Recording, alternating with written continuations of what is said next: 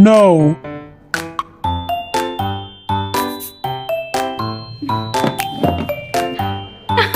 कम से कम 30 साल का तो टाइम दे रही है।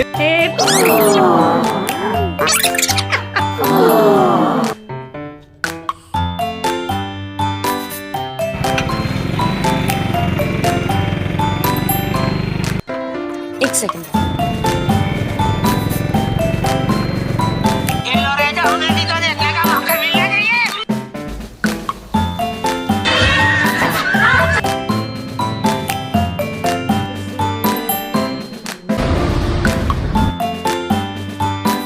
अस्सलाम वालेकुम guys, welcome back to my channel Barza की मॉम व्लॉग्स। कैसे हैं आप सब? आई होप कि आप सब ठीक होंगे। और हमारी मॉर्निंग चाय के साथ स्टार्ट हो गई है। नाश्ता वगैरह मैंने स्किप कर लिया है क्योंकि हमें आज बहुत लेट हो गई और मेरे हस्बैंड बार बार कह रहे हैं कि आप लोगों ने मुझे भी लेट करवा दिए, मैं आपको छोड़कर मुझे अपनी भी जॉब पर जाना है। तो जी बस बरज़ा ही लेट करवाती है रेडी होने में, और माशाल्लाह से वो आज तैयार हो गई है अभी। और हम ये रवाना हो गए हैं। खूबसूरत से ग्रीनरी और हर तरफ जो है इतनी महकी महकी सी हवाएँ आती हैं। आजकल फसलें बहुत ही खूबसूरत लग रही हैं। गर्मी भी काफ़ी है, लेकिन इस टाइम जब हम सुबह को जाते हैं तो माशाल्लाह से बहुत ठंडी हवा चलती है। और जी ये तो खुशी का लम्हा था अभी जाते हुए, लेकिन बाद में क्या होता है वो मैं आपके साथ बाद में बताती हूँ कि मेरा फिर बाकी का दिन कैसे गुजरा। लेकिन ये हर काम में अल्लाह की बेहतरी होती है और एक मसलहत होती है, और दूसरा हमारे लिए एक लेसन भी होता है कि अगर हमारी लाइफ ऐसे होती तो फिर कैसे होता। तो चलें, ये तो सीक्रेट है, आगे चलकर पता चलेगा। अभी हम यहाँ पर रोड पर जा रहे थे, तो जैसे कि मैं आपको एक चीज़ दिखाना चाहती हूँ। यहाँ पर जी हम डेली जाते हैं, तो यहाँ पर अब लोगों ने ना इस टाइप का जो काम शुरू कर दिया है। ठीक है, अगर आपकी गुर्बत है, खैरात मांगना कोई बुरी बात नहीं है, अगर आप समझते हैं कि आप में इतनी एनर्जी नहीं है। लेकिन यहाँ के लोगों ने इस चीज़ को बहुत ही नेगेटिव ले लिया है। किस तरह से वो रोड के बीच में बैठ जाते हैं खैरात मांगने के लिए, और आप यकीन करें इतनी स्पीड के साथ जो ट्रैफिक होती है, खुदा ना खास्ता कभी उनको लग जाए तो वो ख़ुद तो मतलब नुकसान उठाएंगे ही, लेकिन अगला वाला बंदा भी नुकसान उठाएगा। यहाँ देखिए ये एक और है, और ये तो काफ़ी यंग लेडी है, इसको तो मैं नोटिस करती हूँ। इसके हाथ में बैंगल्स होते हैं, नेल पॉलिश लगी हुई होती है, लेकिन समझ नहीं आता कि इंतज़ामिया इनको क्यों नहीं मना करती। देखिए हर कोई इंसान अपने अपने हिसाब से, माइंड के हिसाब से चलता है। हो सकता है किसी के माइंड में कुछ चल रहा हो, किसी के माइंड में कुछ। और जी यहाँ पर ये बरज़ा की बकरी है जिसने बच्चे दिए हैं छोटे से क्यूट। तो रास्ते में हम उनके विलेज से होते गए तो उन्होंने हमें दिखाया कि ये बरज़ा की जो बकरी इसके फादर ने उसके लिए ली थी, उसने 2 बच्चे प्यारे से दिए हैं। तो जनाब यहाँ मैं पहुँच गई थी स्कूल, और जी फिर मैं अपनी डायरी अपने साथ लेकर गई थी ताकि मैं आज के जो है ना कुछ घर के काम जो हैं वो नोट कर लूँ, क्योंकि घर में तो जाकर फ़ौरन से ही काम स्टार्ट हो जाते हैं। तो यहाँ पर जी मैंने अपने कुछ पॉइंट्स हैं वो नोट किए थे कि मुझे आज जाकर टू डू लिस्ट के हिसाब से चलना है और क्या क्या काम करने, क्योंकि मैं घर जाती हूँ फिर मैं भूल जाती हूँ काफ़ी सारी चीज़ें। तो थोड़ा फ्री टाइम मिला तो मैंने टू डू लिस्ट यहाँ पर बना ली। आज की टू डू लिस्ट में मेरा टॉप पर जो था वो मी टाइम था। जी हाँ, बिल्कुल भी टाइम हम नहीं निकालते अपने लिए, सारा दिन ही घर के कामों में बिज़ी रहते हैं। तो जी सबसे पहले मैं आपके साथ ये शेयर करूं कि जी मैंने योगर्ट लिया था, दही ली, उसमें मलाई थोड़ी सी मिल्क की डाली, और उसमें थोड़े से 2-3 कतरे जो हैं वो मैंने ड्रॉप्स डाले लेमन के और शहद के। आधा चम्मच आप इसमें ऐड कर सकते हैं, और इसके बाद आप इससे हल्के हल्के हाथों से थोड़ा सा स्किन को मसाज करें। माशाल्लाह से आपकी स्किन बहुत ग्लो करेगी और बहुत आपको फ्रेश लुक आएगा, क्योंकि गर्मियों की वजह से हमारी स्किन काफ़ी रफ़ हो जाती है। तो गर्मी होता है, पसीना होता है, बाहर निकलते हैं तो थोड़ा सा मेकअप भी यूज़ कर लेते हैं। तो जनाब मुझे यहाँ पर जो है आहिस्ता आहिस्ता मसाज करते हुए मुझे आंखों में ना थोड़ी थोड़ी ऐसे फीलिंग्स आ रही थी जैसे ख़ारिश हो रही है, लेकिन मैंने उसको इग्नोर किया, लेकिन मुझे पता नहीं था कि आज क्या होने वाला है। तो जनाब उसके बाद मेरे पैरों में भी काफ़ी जो है स्वेलिंग हो रही थी, क्योंकि हम ज़ाहिर बात है चेयर पर बैठते हैं तो पैर लटका कर। तो उसके बाद मैंने जो है ऑलिव ऑयल के साथ मैंने अपने पैरों को थोड़ा मसाज किया। काफ़ी दिनों से मैं सोच रही थी कि मसाज करूं, तो फिर आज मैंने इसको भी डन किया, क्योंकि थोड़ा सा मी टाइम निकाला। क्योंकि शायद ये चीज़ें सब करने से आपको ख़ुद को भी बहुत रिलैक्स फील होता है कि आपने अपने आप को भी टाइम दिया, घर वालों को, बच्चों को, हर चीज़ को टाइम देते हुए अपनी लाइफ के लिए भी चंद लम्हे ज़रूर निकाल लिया करें। तो बड़ा ही सुकून मिलता है जब मैं पैरों को, और आपको पता है कि ख़ास तौर पर जो पैरों के हमारे तलवे होते हैं, इस पर ज़रूर मसाज करना चाहिए। ये पूरी बॉडी के जो रगें होती हैं यहाँ होती हैं और यहाँ पर काफ़ी सारी जो आपकी बीमारियाँ होती हैं उसका इलाज भी है। कहते हैं कि डेली रात को 5 मिनट भी अगर आप अपने इसी तरह से तलवों को मालिश करेंगे तो बहुत ही अच्छा रहेगा आपके लिए।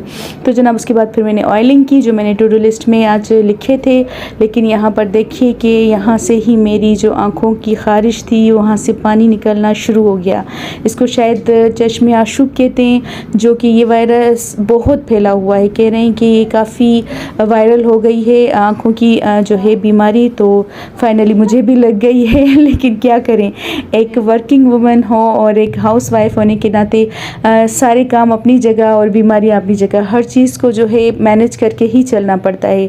तो जी यहाँ पर मैं काफ़ी गौर से देख रही थी क्योंकि मेरी जो आइज़ है अभी रेड होना स्टार्ट हो रही थी और आहिस्ता आहिस्ता पानी भी निकल रहा था और मुझे काफ़ी स्वेलिंग भी महसूस हो रही थी। ऐसे फील हो रहा था कि जैसे ख़ारिश हो रही है ना आँखों में। तो ये सारे जो हैं सिम्टम्स थे कि शायद चश्मे आशुब हो रहा है, स्टार्ट हो रहा है, लेकिन हो गया था वाकई। क्योंकि वहाँ पर रास्ते में भी हम काफ़ी जगह रुके थे तो वहाँ मुझे एक फ़ीमेल नज़र आई थी, तो उसको भी यही आँखों का शायद था। शायद हो सकता है मुझे वहीं से ही ये थोड़ा वायरस लग गया हो। चलें ठीक है, कोई मसला नहीं। अभी मुझे डर सिर्फ बर्ज़ा का लग रहा है और बर्ज़ा भी काफ़ी हैरान थी और मैं उसको बता रही थी यहाँ पर कि देखिए मुझे बहुत पेन फील हो रहा है। वो मुझे प्यार कर रही थी और उसके इस तरह से प्यार करने से बिलीव मी जैसे पूरा हमारा दर्द ख़त्म हो जाता है।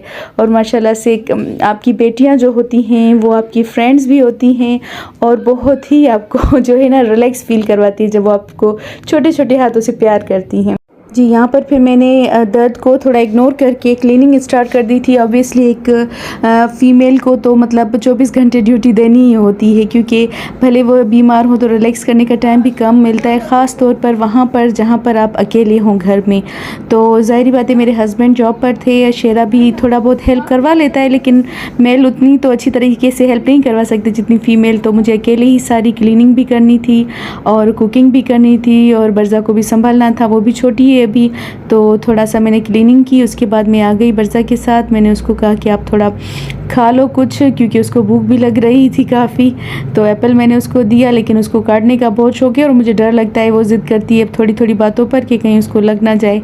बहरहाल ये सारी चीज़ें और ये सारे काम तो साथ में चलते ही रहते। तो मैं आपको बता रही थी, मैं आज ये सोच रही थी कि देखिए जब इंसान नॉर्मल रूटीन में होता है तो उसको पता नहीं चलता, लेकिन जब किसी भी ऐसे हमारे किसी पार्ट में तकलीफ़ होती है तब हमें एहसास होता है। और मैं आज ये सोच रही थी कि जो ब्लाइंड लोग हैं या जिनकी आईसाइट बहुत वीक होती है वो किस तरह से अपने घर को मैनेज करते हैं, किस तरह से सारे काम करते हैं, कितनी मतलब डिफ़िकल्टी होती है। इवन मेरी तो थोड़ा सा आंखों में दर्द है, स्वेलिंग है या पानी थोड़ा सा बह रहा है, लेकिन उसके बावजूद सारे काम निपटाने भी होते हैं, टेंशन होती है और कोई है नहीं घर में, तो ये सारे काम भी करते हैं। वो अपनी लाइफ को चलाते हैं, रिलेटिव्स को चलाते हैं और उस तकलीफ़ को भी बर्दाश्त करते हैं। और हम जो नॉर्मल इंसान हैं वो कितने नाशुक्र हैं कि इतनी बड़ी नेमतों की कदर नहीं करते और थोड़ी थोड़ी सी बातों पर अल्लाह की नाशुक्री करते हैं और अपने आप को दूसरों से कंपेयर करते हैं। कभी हम अपने से कम वाले लोगों के साथ क्यों नहीं ख़ुद को कंपेयर करते, ताकि हमें एहसास तो हो कि हमारे पास कितनी ऐसी बेमोल नेमतें हैं जिनका कोई नेमल बदल है ही नहीं। सच कहते हैं ना कि जब आप बीमार होते हैं या आपको कोई तकलीफ़ आती है तो आप अपने अल्लाह के और करीब हो जाते हैं। और ये हकीकत ही है कि जब हम तकलीफ़ में होते हैं हमें आसपास में कोई भी ऐसा नहीं नज़र आता सिवाय अल्लाह के, जो हमें बहुत ही करीब से हमारी तकलीफ़ों को या हमारे दर्द को दूर कर सके। और हम अल्लाह को बहुत याद करते हैं। और आज मुझे अच्छा लग रहा था, भले ही मुझे तकलीफ़ थी, बहुत बुरा भी लग रहा था, मतलब मैं काम थोड़े तकलीफ़ से कर रही थी, लेकिन मुझे इस बात के लिए अच्छा लग रहा था कि मैं अपने अल्लाह के करीब हो गई हूँ। और मुझे आज एहसास हो रहा है, दिल से एहसास हो रहा है कि हमारे पास कितनी सारी नेमतें हैं, हम क्यों नहीं डेली लाइफ में इन नेमतों का शुक्र अदा करते हैं। शुक्र अदा करना तो दूर की बात, हम तो बस हम हर वक्त ख़ुद को कंपेयर करते हैं कि फ़लाँ के पास ये, हमारे पास ये नहीं। हम कभी अपने से कम तर लोगों को क्यों नहीं देखते जो फाइनेंशियली हमसे कम हैं या फ़िज़िकली हमसे कोई चीज़ें उनको नहीं दी गई और हमें अता की गई हैं। तो ये कितनी बड़ी नेमतें हैं जो कि हमें बेमोल मिली है, शायद हम इसलिए उनकी कदर नहीं करते हैं। तो बस यही चीज़ें थी जो मैं आज सोच रही थी। तो बस उसके साथ मैंने कुकिंग भी की, हालांकि मुझे पता था कि मना किया गया है कि जब आपको चश्मे आशुब हो तो आप आग के करीब ना जाएं, लेकिन अब मजबूरी है इसलिए मैंने ग्लासेस लगाकर जो है आज कुकिंग भी की, क्लीनिंग भी की। और ज़ाहिरी बात है अगर मैं रेस्ट करूं तो घर को कौन मेंटेन करेगा, तो ये सब अकेले बंदे के लिए बहुत मुश्किल है। तो मुझे अच्छा लगता है अगर जॉइंट फैमिली होती है ना, इंसान बहुत रिलैक्स फील करता है। तो जी सबके बहरहाल अपने अपने बेनिफिट्स हैं और कुछ नुकसानात भी हैं, तो जो साथ में रहते हैं उनको ज़्यादा पता होगा। और यहाँ जी मैं कुकिंग कर रही थी तो मैंने बरज़ा को भी बिज़ी कर दिया क्योंकि वो मुझे तंग कर रही थी। मैंने उसको छोटा सा ये दे दिया है ताकि वो भी रोटी वगैरह बेल कर कोशिश करे, क्योंकि वो मुझसे छीनती थी, मुझे काम ही नहीं करने देती है। तो इसलिए अभी मैंने उसको भी बिज़ी रखा है और मुझे भी अपने काम निपटाने हैं। ऑब्वियसली आंखों को तकलीफ़ तो हो रही थी, गरमाइश आ रही थी, लेकिन कुकिंग करना भी ज़रूरी है, घर वालों को खुश रखना भी होता है। हालांकि मेरे हस्बैंड ने कहा था कि मैं होटल से लेकर आऊँगा, तो मैंने कहा अभी तो मैं कर लेती हूँ, रात में फिर आप देखिएगा थोड़ा सा कुछ लेकर आइएगा। तो जनाब यहाँ पर मैंने टिंडे और गोभी की सब्ज़ी बनाई थी, बड़ी ही मज़ेदार थी। इसको अगर आप डिटेल में देखना चाहें इसकी रेसिपी तो मेरे शॉर्ट में मौजूद है, आप वहाँ जाकर देखिए। और साथ में मैंने बरज़ा के लिए मैगी भी बनाई और थोड़ी सी कलेजी भी मैंने शुरू में जो है थोड़ी सी फ्राई कर ली थी। यहाँ मैं थोड़ा चाय पी रही हूँ, सर में बहुत दर्द हो रहा था जी। ज़ोहर की नमाज़ पढ़ी, लंच किया, उसके बाद जो फिर मैं आ गई थी क्योंकि अभी प्रेस भी करनी थी और यहाँ पर भी काफ़ी गर्माइश थी। लेकिन बस आज मैं बहुत मोटिवेटेड थी, मुझे ये सोच कर कि आंखों की इतनी बड़ी नेमत है और अंधे लोग किस तरह से काम करते हैं, मुझे बहुत मोटिवेशन मिली थी। इसलिए मैंने हर चीज़ को इग्नोर किया और काम साथ में करती रही। जना बरज़ा जब से पैदा हुई थी तो मैंने तकरीबन हर माह उसकी बर्थडे सेलिब्रेट की थी, तकरीबन 12 बर्थडेज़। तो अब वो पता नहीं क्या वही असर है, उसको इतना अच्छा लगता है बर्थडे सेलिब्रेट करना। वो छोटे से केक लेकर आती है और कहती है मुझे कैंडल जला कर दो और मैं बर्थडे सेलिब्रेट करूं। और उसके बाद जो कैंडल होती है उसको बुझाने में वो पता नहीं कितना टाइम लगाती है। 30 साल का तो टाइम दे रही है। और सच में उसका यही मूड होता है कि 1 घंटा तो लग जाए तकरीबन। तो बस शेरा है उसके साथ मस्ती मजाक करने वाला, उसको बड़ा ही अच्छा लगता है और हम भी इंजॉय करते हैं कि चलो भाई दोनों खुश हो रहे हैं तो हम भी खुश हो जाते हैं। तो ये छोटी छोटी खुशियाँ हैं जिनको देखकर हम भी इंजॉय करते हैं। और शेरा तो है ही बेस्ट फ्रेंड बरज़ा का। और आजकल मैं आपको बताऊँ कि शेरा को जो है पतंगों का बड़ा ही शौक़ चढ़ गया है। मैं किसी दिन आपको दिखाऊँगी कि आजकल वो पतंगें उड़ा रहा है बड़ी बड़ी सी।